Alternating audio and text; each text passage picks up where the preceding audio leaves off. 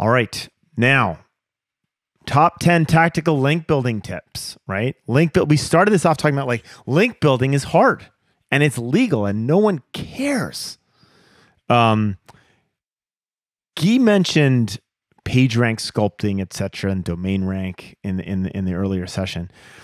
And so let me talk about what he's referencing with these tools. There are Say your number, Conrad. This is the number one. I don't know that this is the number one. This is no the particular first order. Tip. In no particular order of priority, this is the first tip for link building. There are a variety of tools. Ahrefs is one, Majestic is one, that do their best to measure the overall authority of a website. And there are a couple nuances to this. Number one, these are not Google tools. And my estimation is that they do a very bad to exceedingly poor job of measuring how Google thinks about authority. Number two on this, part B, is they are incapable of measuring the localness of links. And the localness of links for a local business is of primary importance. And so these are fairly useless tools. Having said that, it's the best that we got. I look at these all the time, but it's like having a constantly broken thermometer, right? It's also about how you use and interpret the data from the tool, right? Because the tools themselves are fine. It's just like don't put all your eggs in like the domain authority basket, right? Okay. Because links and why is that important, right? Why is that relevant, Guy? We talked about local. What else? Well, that's going to bring me to tip number 2. Great. Which is my favorite link building tool, Google Maps. And as Conrad mentioned, so Google Talks, Google Business Profiles, you want to rank in Google 3 major factors: relevance, distance, and prominence. And right inside there, they talk about the factors that impact your visibility to rank in a local pack. And Google Maps shows you all of the businesses in your local area. And so from a location context, there is no better location relevance tool than Google Maps, in my opinion. I mean, arguably you can just, because not every business is in Google Maps, so that's a argument against that tool. But you're looking for link prospects, pull up Google Maps and go find all of the local business websites in your local and hyper-local market, in your neighborhood. Those are the places from a location standpoint that are dial movers per local. Okay. Local. So I'm going to stay with the local concept. Many of you are already doing things in your community, and that's not reflected in your backlink profile. I had dinner the other day, AAJ attendee. This man has been talking to us for a long time about doing some work with him. He is in 2 smaller states in the U.S., lesser competitive markets, which makes it difficult because as we talk about local, proximity becomes important. And as I was talking to him, like one of the things we talked about is he's heavily involved with the rescue dogs, right? So rescuing dogs, right, from shelters. This is personal passion. We got deep into this. And towards the end, I said, Mike, how is this reflected in your backlink profile? Right. And the reality, like this is a really, really easy step. The reality is if he's spending all this money and time supporting these organizations, it costs nothing but a small amount of time to link back and say a thank you, right? Or for him to put, the dog of the week on his website and push that out and have that as a part of what is driving his business that has nothing to do with personal injury. It's just his. You guys are you're involved in the community. Some of you are involved in the community and you're not doing anything about it. So number 3, make sure that your community involvement is reflected in your backlink profile. And not to mention number 4. Well, before we jump there, not to mention the awareness. You kind of alluded to this, but I think you got to call that out. Like the awareness you get from your local audience by being visible on those other websites, right? And this is where I go back to Hudgens, right? Like Right. I have a very strong belief that the law firms that are winning right now, and the law firms that were winning 10 years from now, were the really, really smart ones who are getting ahead of the SEO game. There was an unfair advantage there. There's a unique opportunity right now to get deeply, deeply involved in your community, which feeds everything from dark social to your backlink profile to even your advertising effectiveness. And that is something that Morgan & Morgan can really, really struggle to come in and replicate in every single market around the country. Well, and Ross probably would say that this doesn't count for the email outreach he's talking about, but we'll count it because and he's right. Like, he's right, and this is why I think tactically what he's been doing for his clients is not appropriate for the legal industry. Right? It just doesn't. There are better ways to be more effective in legal. Number 4. Broken link building. This is a favorite of mine because we have picked up links from like government websites, local government websites, municipalities, local organizations. And what you're doing here is you pull up a website that you want to get from your link prospecting list. We'll just use a local municipality. So you crawl your municipality website with something like Screaming Frog. And Screaming Frog will go out and crawl the website and show you all the places that the government website is linking to that the link is broken. What they're linking to no longer exists. So, web's a dynamic place. Pages go up, pages come down, links change, things break.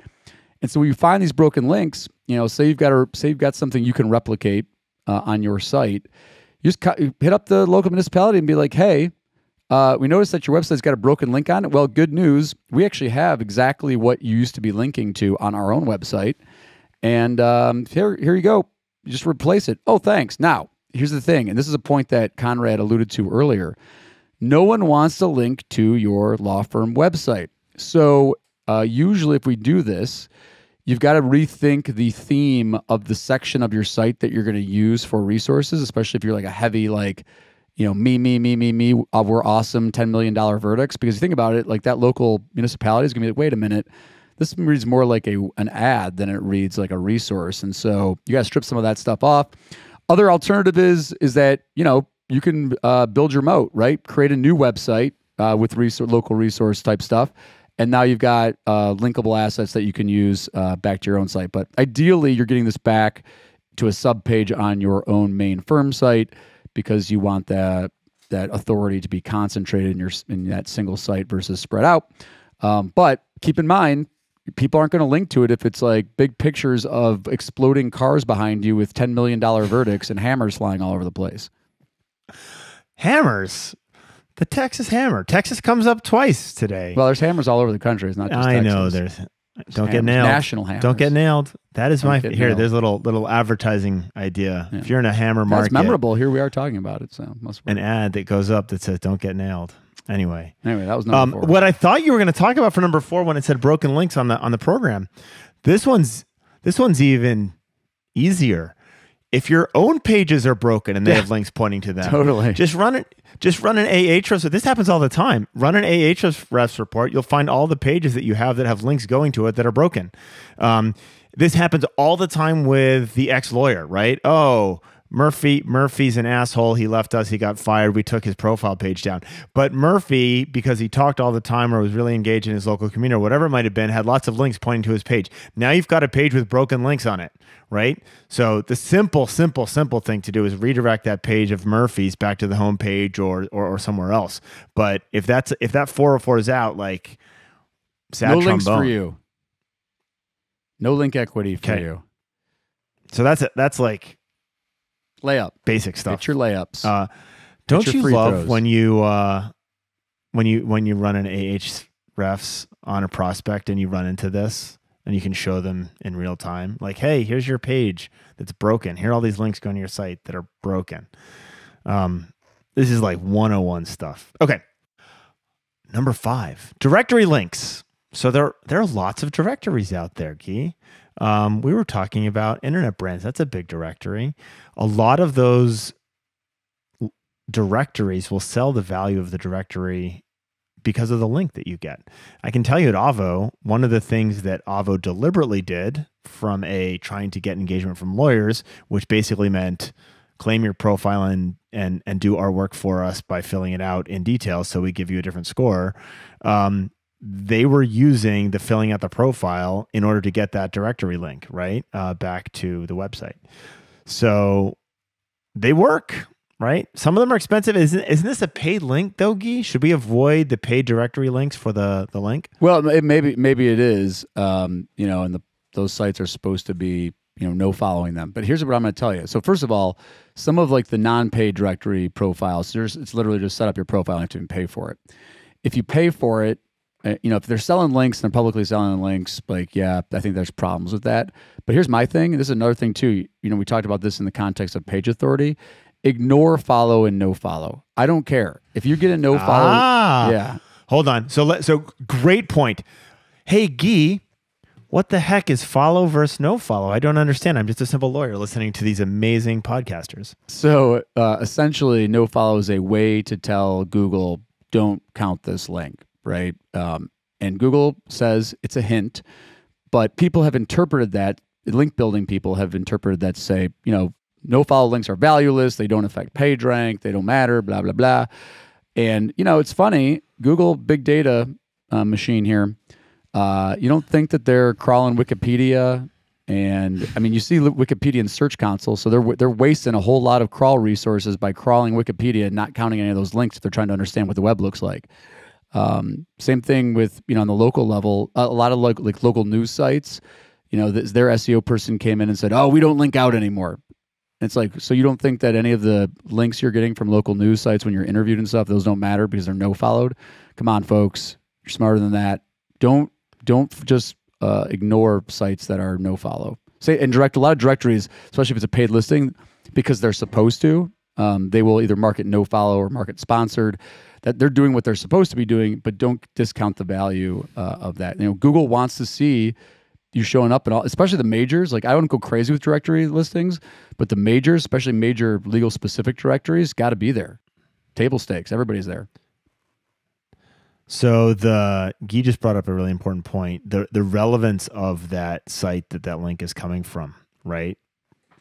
It's relevant to your practice area. It's relevant to the practice of law. It's relevant to your location. Super, super valuable. And you're right. I think many people like to have these simplistic rules like no follow versus do follow, or the domain rank, and it's many things are viewed in kind of this black and white perspective. I would discourage you. Instead of spending so much time in having a black and white perspective on what's valuable or what's not valuable, spend that effort being more involved in your community. All right? Totally. Okay. So directory links valuable even when you have to pay for them, right? Yep. Okay. That's kind of goes against what we would be led to believe, but I think that is very much true. What for you, Guy, is number 6? Number 6, I wrote interactive hyperlocal content. And what I'm thinking about here, because we had some experience doing this, is like if you're a personal injury lawyer, most dangerous potholes with like maps, and you can you see the street view. People pick that up. Like the news has covered those.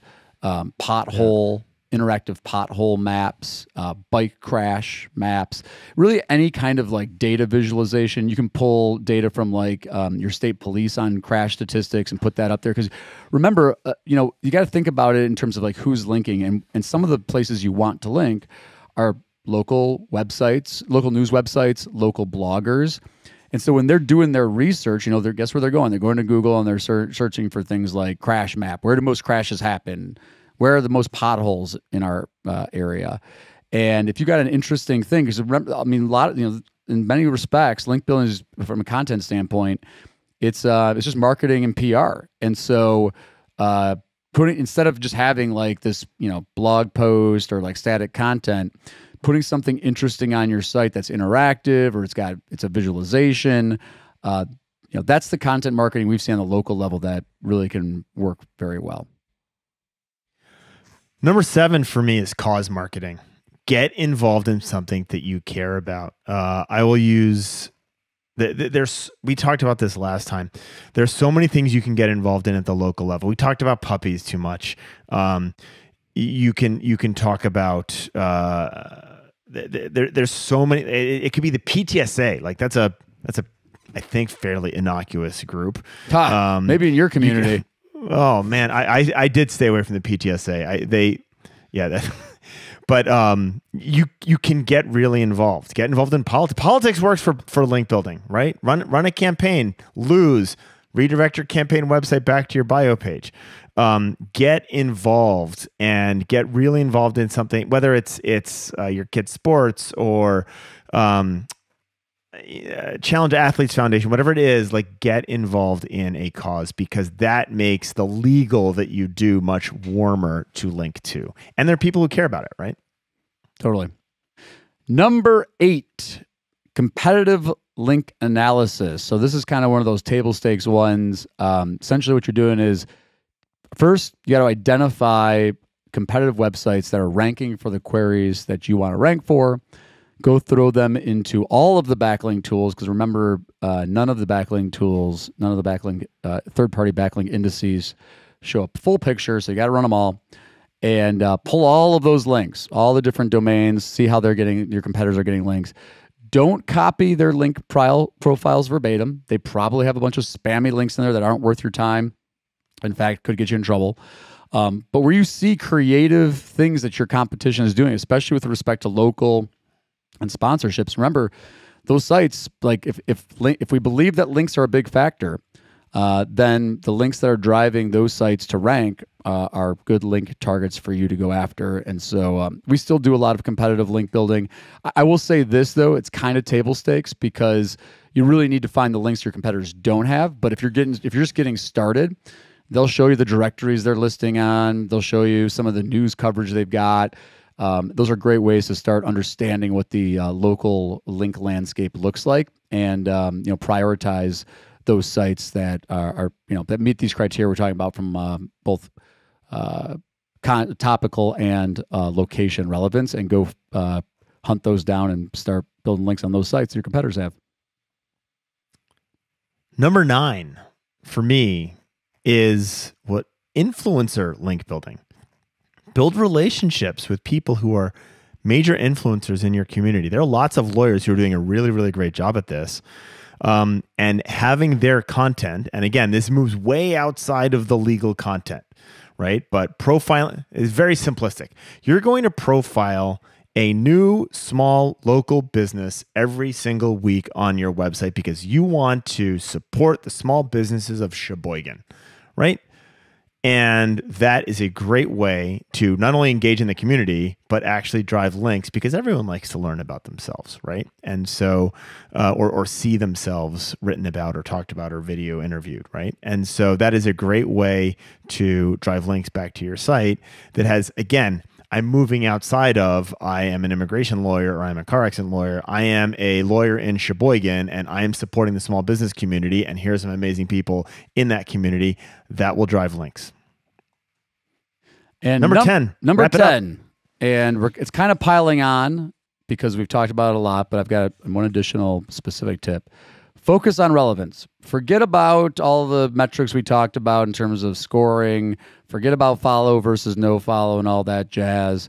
Focus on topical relevance. So, you've got sites that are, if you're a personal injury lawyer, focus on sites that talk about injury issues, ideally in your location. Let me give you an example. Let me give you a different way to think about it. One might argue that the most relevant sites from Google's perspective are the sites that rank for the keyword in Google, because Google is the arbiter of relevance in that context. Now, when you search for a personal injury lawyer in your city, guess what? You're going to see a bunch of competing law firm websites. They're unlikely to link to you because most of them probably understand what's going on here. But you might find some sites that rank that aren't competitors. And so those sites that rank for your target query, this happens with the Barnacle SEO stuff all the time. If Quora is ranking a page, if Google's ranking a page from Quora, find a way to get a link from a similar situated Quora page. If Google's ranking a local business, prioritize that on your list. And so, really figure out what is it that Google's trying to rank for particular queries. Learn about the advanced search operators. But the relevance is the focus. Location relevance, topical relevance. We tell personal injury lawyers, if you can find ways to get links from local rehabilitation places. If you're a criminal defense lawyer, find local criminal justice sites, whether it's Innocence Project or bloggers that are writing about these issues. Those are topically relevant sites, super, super valuable from a local context if they're in your area. And on top of all of that, as we alluded to before, you'll get awareness from your local, potential client base, and you might even drive leads in business, right? I mean, I've seen it happen where it's like, hey, I was on this site and I happened to notice that you guys are supporters of this organization because of your sponsorship or someone, check your referral traffic, right? Your referral traffic will convert if you're getting links from super relevant sites. It's the best tip I can give you. Money makes a world go round. Money makes a world go round. Yeah, money make a world go round. Money makes a world go round. Yeah, money make a world go round.